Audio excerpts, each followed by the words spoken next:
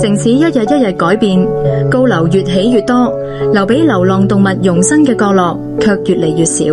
喺繁華背後，仍然有一啲生命只能靠住善心人每日送來嘅一餐維持流浪生活，再喺工地、後巷同石屎罅隙之間揾一處暫時容身嘅地方。阿烏同阿妹就係其中兩個。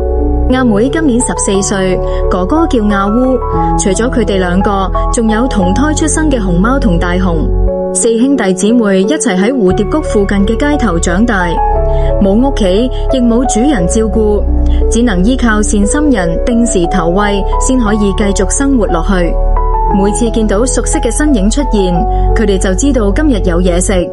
但一餐過後，佢哋依然留喺街頭，繼續尋找可以休息嘅地方。澳門嘅夏天又熱又焗，颱風同暴雨話嚟就嚟，風越吹越大，雨越落越急。四兄弟姊妹只能四處揾一個勉強遮得住風雨嘅角落。天氣轉涼，就靠埋一齊互相取暖。喺冇人照顧嘅街頭，四兄弟姊妹只能彼此依靠，相依為命。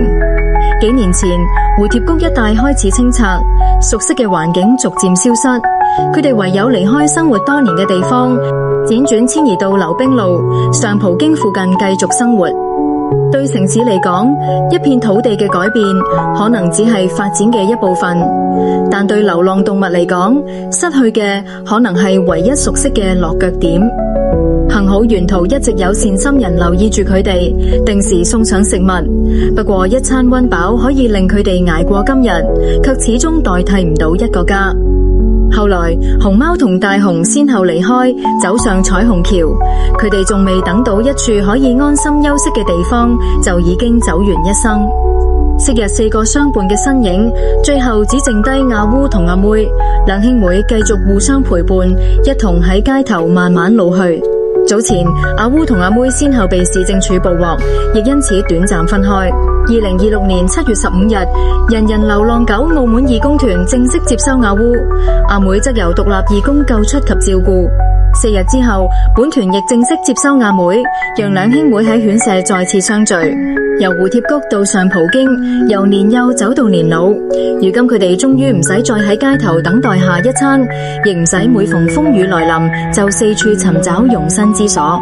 檢查顯示，阿妹有輕微呼吸道支原體感染及炎症反應，腎功能亦處於臨界水平，目前正接受治療及定期復檢。漂泊14載，阿烏同阿妹終於有一處地方遮風擋雨，往後兩兄妹不再漂泊，亦不再分離。